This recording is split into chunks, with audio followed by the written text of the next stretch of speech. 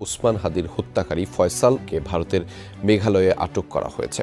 ফয়সালকে দেশে ফিরিয়ে আনতে চেষ্টা চলছে বলেও জানিয়েছে পুলিশ। এদিকে স্বরাষ্ট্র উপদেষ্টা সাংবাদিকদের জানান, হাদি হত্যার বিচার অন্তর্বর্তী সরকারের আমলেই হবে। শুটার ফয়সালকে ভারতের মেঘালয়ে আটক করা হয়েছে। ডিএমপির মিডিয়া সেন্টারের এক ব্রিফিংয়ে এই তথ্য জানান অতিরিক্ত police commissioner S N. Mohammad Nazrul Islam. এবার একে একে বেরিয়ে আসছে হাদির হত্যাকারীদের নিয়ে নানা তথ্য, যা রীতিমতো চমকে দিয়েছে অনেককেই। এমনকি ভারত নাকি এবার তাদের ফেরত দেবে, এমনটাও জানা গেছে। ইনকিলাব মঞ্চের আহ্বায়ক ওসমান হাদির উপর হামলাকারীরা ভারতে ঢুকে পড়লে তাদের গ্রেফতার করে ফেরত পাঠানোর আহ্বান জানিয়েছে ঢাকায় নিযুক্ত ভারতীয় হাই কমিশনার প্রণয় বার্মাকে পররাষ্ট্র মন্ত্রণালয় তলব করে এই আহ্বান জানানো হয়। শরীফ ওসমান হাদি ইস্যুতে এবার অন্তর্বর্তী সরকারকে 29 ডিসেম্বর পর্যন্ত আলটিমেটাম দিয়েছেন প্রবাসীরা। তারা বলছেন, এর মধ্যে যদি হাদি হত্যাকারীদের গ্রেপ্তার করা না হয় তবে রেমিটেন্স শাটডাউনের পথে যাবেন তারা। সেই লক্ষ্যে ইতিমধ্যে সামাজিক যোগাযোগ মাধ্যমে ক্যাম্পেইন শুরু করেছেন বিভিন্ন দেশে অবস্থান করা প্রবাসীরা। অবশেষে হাদি হত্যাকারীর দুই মূল সহযোগী এখন আইনের খাঁচায়। এই দুই কালপ্রিটের ধরা খাওয়ার মাধ্যমে প্রমাণ হয়েছে পাপ কখনো চাপা থাকে না। আর তাদের গ্রেফতারের সাথে সাথেই তদন্তে বেরিয়ে আসছে এমন সব তথ্য যা শুনলে আঁতকে উঠবে সাধারণ মানুষ। হত্যাকাণ্ডের পর যারা ভেবেছিল বর্ডার ক্রস করে ভিন দেশে পাড়ি জমালেই সব মাফ হয়ে যাবে, তাদের সেই ধারণা আজ পুরোপুরি ধূলিসাৎ হয়ে গেছে। বাংলাদেশ ভারতের মধ্যে যেই বন্দি বিনিময় চুক্তি হয়েছিল, অর্থাৎ এক দেশের আসামি যদি অন্য দেশে গিয়ে আশ্রয় নেয় তাহলে তাকে গ্রেফতার করে তারই দেশে ফেরত পাঠানো হবে। সেই চুক্তি অনুযায়ী ভারত থেকে ভারতের আসামি ও অপরাধীরা যখন বাংলাদেশে এসে আশ্রয় নিয়েছিল, তখন কিন্তু তাদেরকে বাংলাদেশের সরকার গ্রেফতার করে ভারতে ফেরত দিয়েছিল। তবে এবার বাংলাদেশ থেকে বাংলাদেশের অপরাধী হোক বা এই ওসমান হাদির খুনি শুটার ফয়সাল হোক, সে ভারতে গিয়ে আশ্রয় নিয়েছে এবং তাদেরকে ভারত গ্রেফতার করে বাংলাদেশে ফেরত দেওয়া তাদের দায়িত্ব। যে কারণে কিন্তু এবার এই বাংলাদেশের সর্বস্তরের জনগণ এবং বাহিরের রাষ্ট্র থেকেও প্রবাসী যারা রয়েছে তারাও আন্দোলনের দাবিতে রাজপথে ঝাঁপিয়ে পড়েছে এই ওসমান হাদির খুনির বিচারের দাবিতে। যে ওসমান হাদির খুনি সে ভারতে যাক বা অন্য কোনো দেশে যাক, তাকে গ্রেফতার করে এনে বাংলাদেশের সর্বস্তরের জনগণের সামনে প্রকাশ্যে শাস্তি দিতে হবে। যে কারণেই এবার ডক্টর ইউনূসের চাপের কারণেই ভারতের পুলিশ এই ওসমান হাদির খুনিকে ইতিমধ্যেই হাতে নাতে গ্রেফতার করেছে এবং শীঘ্রই তাকে বাংলাদেশে ফেরত দিচ্ছে। এবং ওসমান হাদিকে মেরে ফেলার পরিকল্পনা নিয়ে চালচল্যকার তথ্য ফাঁস হয়েছে। দর্শক, এই বিষয়ে দেখেছেন ভিডিও শুরুতে কিছু অংশ শিরোনাম, এবার দেখবেন সম্পূর্ণ ভিডিও জুড়ে বিস্তারিত। এই বিষয়টা দেখার পূর্বে আপনাদের কাছে একটা অনুরোধ করব, আমাদের চ্যানেল যারা নতুন আসছেন সাবস্ক্রাইব করে পাশে থাকা বেল আইকনটি বাজিয়ে দেবেন। দর্শক চলুন এবার আমরা দেখব যে ভারতে ওসমান হাদির খুনি ফয়সাল সে ইতিমধ্যেই হাতে নাতে ধরা পড়েছে এবং তাকে যে ভারত বাংলাদেশে ফেরত দিচ্ছে আমরা এই বিষয়টা দেখব। এই বিষয়টা দেখার পূর্বে প্রথমে একটু দেখব যে ওসমান হাদিকে যে মেরে ফেলার পরিকল্পনা বিদেশে অনেক আগেই করা হয়েছিল, এই বিষয় নিয়ে খুবই অবাক করা কিছু তথ্য ফাঁস হয়েছে। আমরা এই বিষয়টা প্রথমে দেখে তারপর ওই বিষয়টা দেখব। ধৈর্য ধরে একটা লাইক দিয়ে সম্পূর্ণ ভিডিও দেখতে থাকুন।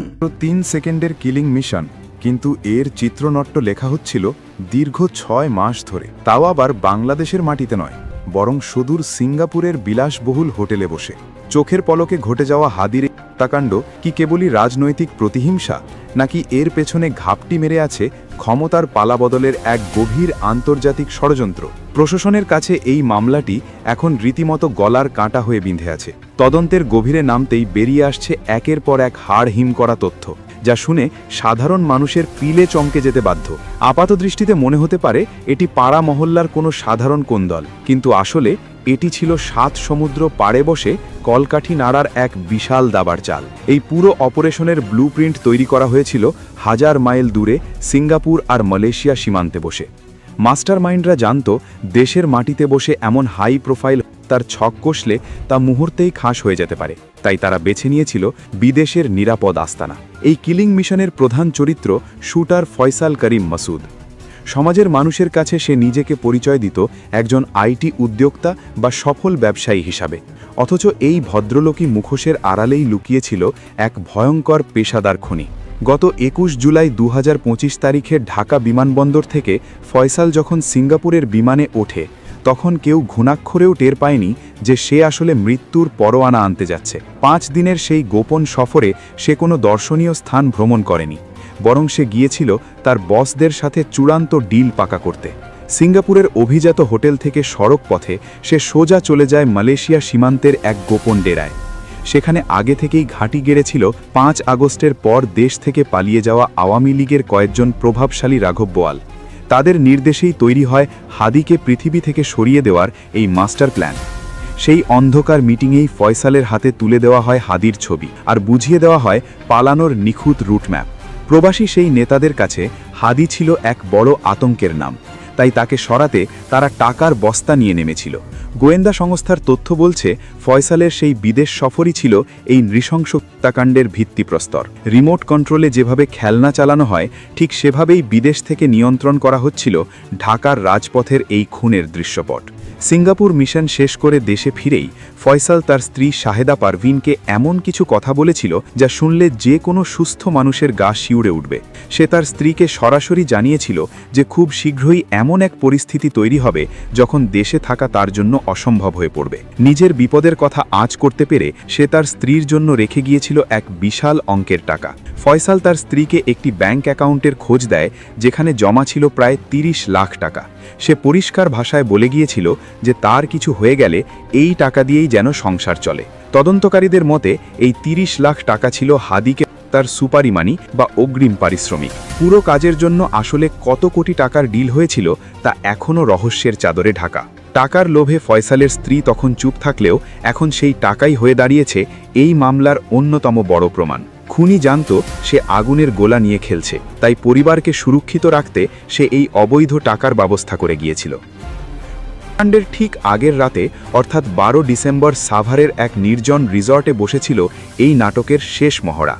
সেখানে ফয়সালের সঙ্গী ছিল তার প্রেমিকা মারিয়া আর সহযোগী বাইকার আলমগীর। রিসর্টের বদ্ধ ঘরে বসেই তারা ঝালিয়ে নিচ্ছিল পরদিনের অপারেশন প্ল্যান।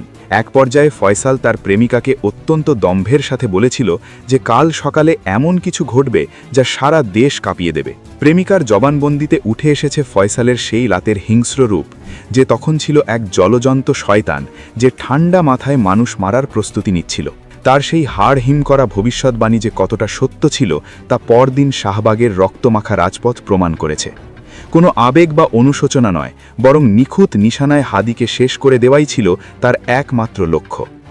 সবচেয়ে বিস্ময়কর ব্যাপার হল কাণ্ড ঘটিয়ে ফয়সাল ও তার সঙ্গীরা যেভাবে দেশ থেকে পালিয়েছে তা সিনেমার কাহিনীকেও হার মানাবে।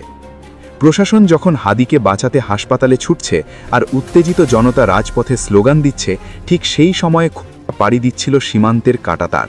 এক কথায় একে বলা যেতে পারে মাস্টার মাইন্ডের সাজানো রেড কার্পেট। এরপরেই তদন্তে উঠে এসেছে যুবলীগ নেতা বাপ্পির নাম, যার ইশারায় সীমান্তের সব দরজা খুলে গিয়েছিল। স্থানীয় দালাল ফিলিপ আর আমিনুলের সিন্ডিকেট টাকার বিনিময়ে এই খুনিদের জামাই আদরে ভারতে পার করে দেয়। পুলিশ ও বিজিবিকে বোকা বানিয়ে তারা যেভাবে ভিআইপি প্রোটেকশনে দেশ ছেড়েছে তা প্রশাসনের ব্যর্থতাকে আঙুল দিয়ে দেখিয়ে দিচ্ছে। এই বর্ডার সিন্ডিকেট এখনও পুলিশের রীতিমতো ঘাম ছুটিয়ে দিচ্ছে। এদের পালানোর রাস্তা আগে থেকেই এত নিখুঁতভাবে পরিষ্কার করা ছিল যে তাদের ধরতে এখন আইন শৃঙ্খলা রক্ষাকারী বাহিনীকে হিমশিম খেতে হচ্ছে। এবার কোটি টাকার প্রশ্ন হল, শুটার ফয়সাল আসলে কোথায়? সে কি ভারতের কোনো গোপন আস্তানায় আয়েশ করছে, নাকি তাকেও পৃথিবী থেকে সরিয়ে দেওয়া হয়েছে? এই মামলার সবচেয়ে বড় রহস্য এখন এটাই, কারণ ফয়সাল বেঁচে থাকলে একদিন না একদিন সে মুখ খুলবেই, আর তখনই বেরিয়ে আসবে আসল গডফাদারদের নাম। রাঘব বোয়ালরা খুব ভালো করেই জানে যে ফয়সাল পুলিশের হাতে ধরা পড়লে তাদের মুখোশ খসে পড়বে, তাই নিজেদের পিঠ বাঁচাতে মাস্টার মাইন্ডরা হয়তো ফয়সালকে গুম করে ফেলার সিদ্ধান্ত নিয়েছে। অপরাধ জগতের পুরনো নিয়ম হলো কাজ শেষ হলে ভাড়াটে খুনিকে মাইনাস করে দেওয়া। ফয়সাল এখন নিখোঁজ থাকা মানেই হলো তদন্তের মাঝপথে এক বিশাল দেওয়াল তুলে দেওয়া। সে যদি বেঁচে না থাকে তবে এই মামলার জাট খোলা প্রায় অসম্ভব হয়ে পড়বে, আর যদি সে বেঁচে থাকে তাহলে তাকে ফিরিয়ে আনাই এখন তদন্তকারীদের প্রধান চ্যালেঞ্জ। হাদিকে হত্যা করে তারা ভেবেছিল তার নাম মুছে ফেলবে এবং আন্দোলনের আগুন নিভিয়ে দেবে, কিন্তু বাস্তবে ঘটেছে ঠিক উল্টোটা। হাদির রক্ত যেন আন্দোলনের রং মশাল হয়ে দাউ দাউ করে জ্বলে উঠেছে। ঢাকা বিশ্ববিদ্যালয়ের কেন্দ্রীয় মসজিদের পাশে জাতীয় কবি কাজী নজরুল ইসলামের সমাধির ঠিক পাশেই তাকে সমাহিত করা হয়েছে। এটি হাদির জন্য এক বিরল রাষ্ট্রীয় সম্মান। বিদ্রোহী কবির পাশে শুয়ে আছেন আরেক বিদ্রোহী, যিনি আজীবন আধিপত্যবাদের বিরুদ্ধে লড়াই করে গেছেন। শাহবাগের মোড়কে ওসমান হাদিকে মেরে ফেলার ঘটনায় এই শুটার ফয়সালই শুধু জড়িত নয়, এর সাথে বাংলাদেশে এবং বাহিরে অন্য অন্য রাষ্ট্রে বড় বড় নেতারাও জড়িত এবং এই ওসমান হাদিকে যে মেরে ফেলবে এর পরিকল্পনা আরও অনেক আগেই করেছিল। তাদের পরিকল্পনা সফল করে তারপর এদেশ থেকে অন্য দেশে কিভাবে যেতে হবে তারা এটাও অনেক আগেই পরিকল্পনা করে নিয়েছে এবং এই ওসমান হাদিকে মেরে ফেলার ঘটনায় এই শুটার ফয়সাল এবং তার সাথে অন্য অন্য নেতারা যারা জড়িত আছে তারা কখনোই রেহাই পাবে না, একদিন না একদিন আইনের হাতে ধরা দিতে হবে। দর্শক, আজকের ভিডিও পর্যন্ত। নতুন কোনো ভিডিওতে কথা হবে নতুন কোনো বিষয় নিয়ে। ততক্ষণ ভালো থাকবেন, সাথে থাকবেন। আসসালামু আলাইকুম, আল্লাহ হাফেজ।